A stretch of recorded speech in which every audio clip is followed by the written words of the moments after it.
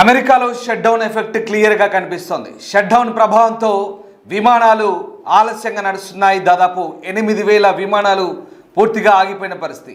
ఆదివారం రోజు సిబ్బంది కొరతతో దాదాపు 22 ప్రాంతాల్లోని వివిధ ఎయిర్పోర్టుల్లో 8,000కు పైగా విమానాలు ఆగిపోయినట్టుగా తెలుస్తోంది.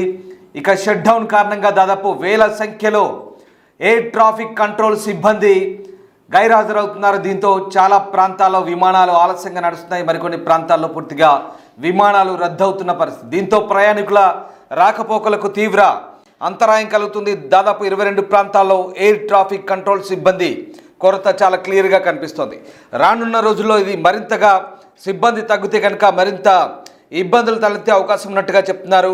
ఫెడరల్ ఏవియేషన్ అడ్మినిస్ట్రేషన్ చెందిన సిబ్బంది పూర్తిగా తగ్గిపోయారు. దీంతో విమానాల ఆలస్యం, సర్వీసుల రద్దు మరింత పెరిగే ఛాన్స్ కనిపిస్తోంది.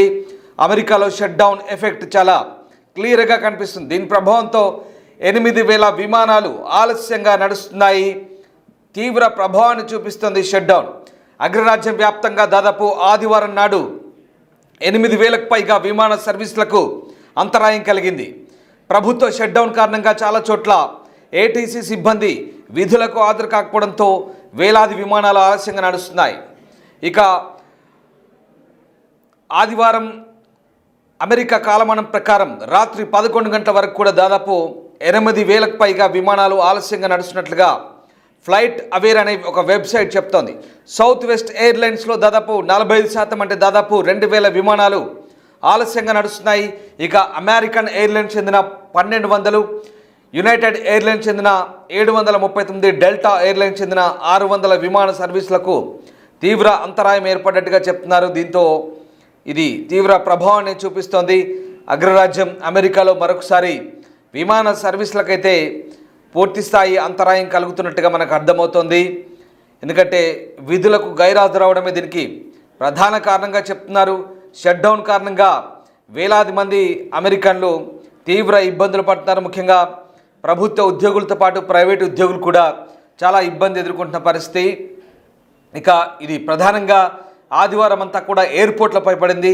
Loss Angeles, California, Chicago, Washington DC, న్యూజెర్సీలోని అలాగే న్యూయార్క్ ఇతర ప్రాంతాల్లో సిబ్బంది కొరత ఉన్నట్టుగా ఫెడరల్ ఏవియేషన్ అడ్మినిస్ట్రేషన్ ఒక ప్రకటనలో చెప్తోంది. ఫలితంగా దాదాపు 8,000కు పైగా విమానాలు ఆలస్యంగా నడుస్తున్నట్టుగా చెప్తున్నారు. ప్రధానంగా దీనికి సిబ్బంది కొరతే ప్రధాన కారణంగా చెప్తున్నారు. ఇక రానున్న రోజుల్లో ఇది మరింత ఎక్కువగా ఉండే అవకాశం ఉందని అమెరికన్ ట్రాన్స్పోర్ట్ మినిస్టర్ శాన్ డాఫీ చెప్తున్నారు. అలాగే విమానాల ఆలస్యం, సర్వీసుల రద్దు మరింత ఎక్కువగా ఉండే అవకాశం ఉందని, దీన్ని ప్రయాణికులు గమనించాలని కూడా అమెరికా ప్రభుత్వం వెల్లడిస్తోంది. మొత్తం మీద షట్ డౌన్ కారణంగా చాలా దారుణమైన పరిస్థితులు ఎదుర్కొంటుంది. అమెరికా కాంగ్రెస్లో సంభవిస్తున్న ప్రయోజనాలపై విభేదాల కారణంగా యునైటెడ్ స్టేట్స్ అంతా కూడా షట్ డౌన్ అయింది. ముఖ్యంగా ఆర్థిక సంవత్సరపు బడ్జెట్ నిబంధనలు తప్పక పాటించాల్సిన డెడ్ లైన్కు ముందు అవసరమైన ఖర్చుల చట్టబద్ధ అనుమతులను కాంగ్రెస్ ఆమోదించలేదు. అలాగే డెమోక్రాట్లు, రిపబ్లికన్ల మధ్య ఆరోగ్య సంరక్షణ, మెడికేడ్ ఖర్చులు, అలాగే ఇంకా పూర్తిగా ఎగ్జామిన్ చేయని సబ్సిడీలు ఏవైతే ఉన్నాయో ఇలాంటి అంశాలపై రిపబ్లికన్లు, డెమోక్రాట్ల మధ్య పూర్తిగా విభేదాలు వచ్చాయి. దీంతో బడ్జెట్ ఆమోదం పొందకపోవడంతో అమెరికా ప్రభుత్వం పూర్తిగా షట్ డౌన్ అయింది. ఈ ప్రభావం వైమానిక రవాణా వ్యవస్థపై తీవ్రంగా పడింది. మనం ప్రజా రవాణా వ్యవస్థలో బస్సులు, ట్రైన్లను ఎలా ఉపయోగించుకుంటామో అమెరికాలో ఆ మాదిరిగా ఫ్లైట్లు వాడుతుంటారు. పూర్తిగా ఫ్లైట్ల మీద ఆధారపడి ఆయా ప్రాంతాలకు ప్రయాణిస్తూ ఉంటారు. అయితే వేతనాలు అందకపోవడంతో ప్రస్తుతం ఫెడరల్ ఏవియేషన్ సిబ్బంది అంతా కూడా విధులకు ఎగనామం పెడుతున్నారు. దీంతో దేశంలోని 22 ప్రధాన విమానాశ్రయాల్లో ప్రస్తుతం ఏటీసీ సమస్యలు తలెత్తాయి. అనేక ప్రాంతాల్లో టవర్లు తాత్కాలికంగా మూసివేశారు. ఫెడరల్ ఏవియేషన్ అడ్మినిస్ట్రేషన్ ప్రకారం షట్ డౌన్ ప్రారంభమైన 3 రోజుల్లోనే 15,000కు పైగా ఫ్లైట్లు ఆలస్యంగా, సిబ్బంది కొరత కారణంగా వాటిని కంట్రోల్ చేయడంలో తీవ్ర ఇబ్బందులు ఎదుర్కొంటున్నట్టుగా తెలుస్తోంది. Dallas, Los Angeles, Chicago, New York, Nevada లాంటి ప్రాంతాల్లో గందరగోళానికి దారితీసింది. ఇక షట్ డౌన్ ఇలాగే కొనసాగితే అమెరికా వైమానిక రంగం పతనమవుతుందనే ఆందోళనలు కూడా వ్యక్తమవుతున్నాయి. మరోవైపు షట్ డౌన్ కారణంగా చాలా తీవ్రమైన ఎఫెక్ట్ పడుతుంది. మరీ ముఖ్యంగా ఎయిర్పోర్ట్ల స్టాఫ్, డెలివరీ బాయ్స్ అవతారం ఎత్తుతున్నారు. జీతాలు అందకపోవడంతో ఇతర జాబ్ల వైపు చూస్తున్నారు. సిబ్బంది కొరతతో ఇప్పటి వరకు ఓవరాల్గా 23,000 విమానాల రాకపోకలు ఆలస్యం జరిగినట్టుగా చెప్తున్నారు. ప్రధాన ఎయిర్పోర్ట్లో పనిచేసే సిబ్బందికి జీతాలు అందకపోవడమే దీనికి కారణంగా తెలుస్తోంది. ఆర్థిక సమస్యలను ఎదుర్కోవడానికి ఫుడ్ డెలివరీ యాప్లలో జాబులు వెతుక్కుంటున్నారు. షట్ డౌన్ కారణంగా అట్లాంటా, న్యూయార్క్ ఎయిర్పోర్ట్లో ప్యాసింజర్లు, షికాగో, డల్లాస్ ఇట్లాంటి ఎయిర్పోర్ట్లో కూడా తీవ్ర ఇబ్బందులు ఎదుర్కొంటున్నారు. దాదాపు 13,000 మంది ఎయిర్ ట్రాఫిక్ కంట్రోలర్లు, 50,000 మంది ట్రాన్స్పోర్టేషన్ సెక్యూరిటీ అఫీషియల్స్ వీళ్ళంతా కూడా ప్రస్తుతానికి జీతాలు లేకుండానే పనిచేస్తున్నారు. షట్ డౌన్ ఇలాగే ఉంటే కనుక 28న చెల్లించాల్సిన తదుపరి జీతాలు కూడా డౌట్గానే అనిపిస్తోంది. దీంతో మరింత మంది తమ జాబులను వదిలేసి ఆల్టర్నేటివ్ చూసుకునే ఛాన్స్ కనిపిస్తోంది. అయితే షట్ డౌన్ కారణంగా హెల్త్ సెక్టార్ కూడా ప్రభావితం అవుతుంది. అఫోర్డబుల్ కేర్ యాక్ట్, ఆరోగ్య బీమా లబ్ధిదారులకు ట్యాక్స్ క్రెడిట్లు కూడా ఏడాది చివరిలో ముగియబోతున్నాయి. ఈ సబ్సిడీని పొడిగించకపోతే 2.5 కోట్ల మంది ప్రభావితమయ్యే అవకాశం కనిపిస్తోంది. సో మొత్తం మీద అమెరికాలో షట్ డౌన్ ఎఫెక్టు విమాన సేవలపై తీవ్ర అంతరాయాన్ని ఏ రకంగా కలిగిస్తుందో మొత్తం మీద దేశవ్యాప్తంగా అన్ని రోజులుగా ఇదే ప్రభావం కనిపిస్తుంది. దాదాపు 26 రోజులు అవుతుంది. 26 రోజులుగా అమెరికాలో షట్ డౌన్ కొనసాగుతోంది. అంటే దాదాపు నెల కావస్తుంది. నెల రోజులుగా ఇంకొక 2-3 రోజులైతే ఈ మంత్ ఇవ్వాల్సిన జీతాలు కూడా మళ్ళీ సమయం వచ్చింది. దీంతో ఈసారి జీతాలు కూడా డౌటే అనే అనుమానాలు వ్యక్తమవుతున్నాయి. దీంతో ప్రస్తుతానికి అమెరికా ప్రభుత్వం తలలు పట్టుకుంటోంది. ఏం జరగబోతుందనే ఒక భయాందోళన అయితే వ్యక్తమవుతున్నాయి. ఇప్పటికే ఉద్యోగులంతా కూడా ప్రత్యామ్నాయ మార్గాలను చూసుకుంటున్నారు. ఇక మరోవైపు అన్ని శాఖల్లోనూ ఇదే పరిస్థితి. షట్ డౌన్ కారణంగా దాదాపు వేలాది మంది దీని ప్రభావం పడే అవకాశం కనిపిస్తోంది. ఇక గతంలో కూడా 2019లో ఒకసారి 35 రోజులు షట్ డౌన్ అయింది. ప్రస్తుతం ఇప్పటికైతే 26 రోజులు అవుతుంది. దీంతో అప్పటికంటే ఎక్కువ రోజులు షట్ డౌన్ అవుతుందా లేక ప్రభుత్వం ఏదైనా చర్యలు చేపడుతుందా అనేది మాత్రం ఆసక్తికరంగా మారబోతుంది. మొత్తం మీద షట్ డౌన్ కారణంగా 7.5 లక్షల మంది ఉద్యోగస్తులపై ఎఫెక్ట్ పడబోతోంది. 6 ఏళ్ల తర్వాత మళ్ళీ షట్ డౌన్ కొనసాగుతోంది. సైన్యం సహా ఎమర్జెన్సీ ఉద్యోగాలు చేసేవారు జీతాలు తీసుకోకుండానే పనిచేయాల్సి వచ్చింది.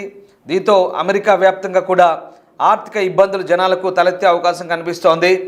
ఇక తాత్కాలికంగా ప్రస్తుతానికైతే జీతాలు ఆగిపోయాయి. Emergency services, medical services, national parks, food inspectors కూడా ప్రస్తుతానికి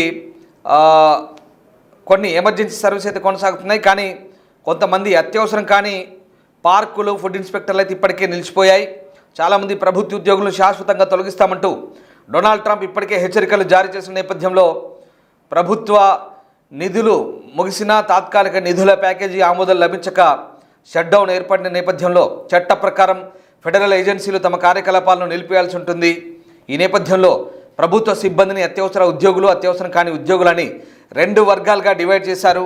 ప్రజల ప్రాణాలను, ఆస్తులను రక్షించే వ్యవస్థల్లో పనిచేసేవారైనా సైనిక సిబ్బంది, మెడికల్ సిబ్బంది, సరిహద్దు రక్షణ, police, air traffic control, social security, చెక్కుల పంపిణీ వంటి సేవలు అయితే కంటిన్యూ అవుతాయని చెప్పినప్పటికీ కూడా ఈ వ్యవస్థల్లో పనిచేసే వారు షట్డౌన్ సమయంలో ఉద్యోగాలు చేస్తున్నారు. అయినప్పటికీ కూడా ప్రస్తుతానికి ఈ ఎయిర్ ట్రాఫిక్ కంట్రోల్ సిబ్బంది మాత్రం చాలామంది ఇబ్బందులు పడుతున్నారు.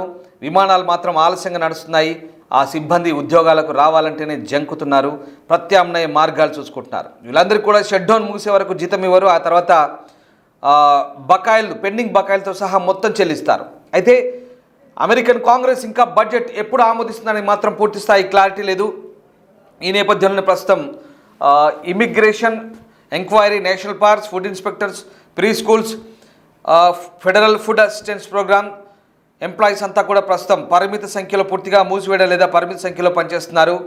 ఇక చాలా విభాగాల్లో అయితే ప్రస్తుతానికైతే ఇంకా ఈ సేవలు కంటిన్యూ అవుతున్నాయి. ప్రస్తుతానికి చాలామంది అమెరికాలో చాలామంది ఎంప్లాయీస్, ఎమర్జెన్సీ సర్వీస్ ఎంప్లాయీస్ అంతా కూడా జీతాలు లేకుండానే పనిచేస్తున్నారు. ఇందాక నేను చెప్పిన చాలా సర్వీసులు, సైన్యం కావచ్చు, మెడికల్ ఎమర్జెన్సీ కావచ్చు, లేదా ప్రభుత్వ అత్యవసర విభాగాలకు సంబంధించినటువంటి చాలా విభాగాల్లో కూడా ఎయిర్పోర్ట్ లాంటి సిబ్బంది కూడా జీతాలు లేకుండానే పనిచేస్తున్నారు.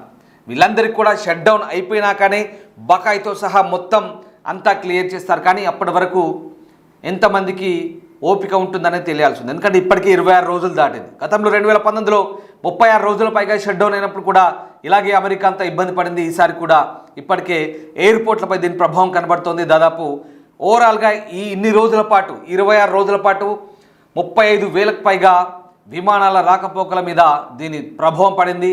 నిన్నొక్కరోజు ఆదివారం రోజే 8,000కు పైగా విమానాలు ఆలస్యంగా నడుస్తున్నాయంటే అమెరికాలోని 22 ప్రధాన నగరాల్లో ప్రస్తుతం పరిస్థితి ఎలా ఉందో చూసుకోవచ్చు. Chicago, Dallas, San Francisco, Santiago, Nevada, New York, Washington DC, అలాగే చాలా ప్రాంతాల్లో ఇదే పరిస్థితి కొనసాగుతుంది. ఇదే కనుక కంటిన్యూ అయితే ఎంప్లాయీస్ ఉంటారా లేదా ప్రత్యామ్నాయ మార్గాల వైపు చూసుకుంటారని తెలియాల్సింది. చాలామంది ఇప్పటికే ఫుడ్ డెలివరీ బాయ్స్గా అవతారం ఎత్తున్నారు, ఇంకా ఆల్టర్నేటివ్ చూసుకుంటున్నారు. రాబోయే రోజుల్లో అమెరికన్లో డెమోక్రాట్లు, రిపబ్లికన్లు ఏకతాటిపైకి వచ్చి బడ్జెట్ను ఆమోదిస్తే కానీ ఈ సమస్య పరిష్కారం అయ్యే విధంగా లేదు. మొత్తం మీద కొన్ని భేదాభిప్రాయాలు ఉన్నాయి. అవన్నీ కూడా సమస్య పోతే అమెరికాలో బడ్జెట్ ఆమోదం పొందితే కనుక మళ్ళీ షట్ డౌన్ ముగిసి తిరిగి వ్యవస్థ మళ్ళీ కుంటుపడ్డ వ్యవస్థ అంతా కూడా మళ్ళీ తిరిగి పునఃప్రారంభమవుతుంది. అప్పటిదాకా ఈ ఇబ్బందులు అమెరికాలో ఖచ్చితంగా తప్పేలా లేవు. దాదాపు 7.5 లక్షల మంది ప్రస్తుతం ఈ షట్ డౌన్ ఎదుర్కొంటున్నారు. ఈ ఇబ్బందుల కారణంగా ఉద్యోగులు, వారి కుటుంబాలన్నీ కూడా ప్రస్తుతం ఇబ్బందికర పరిస్థితుల్లో ఉన్నాయి. ప్రత్యామ్నాయ ఉద్యోగాలను వెతుక్కుంటున్నారు.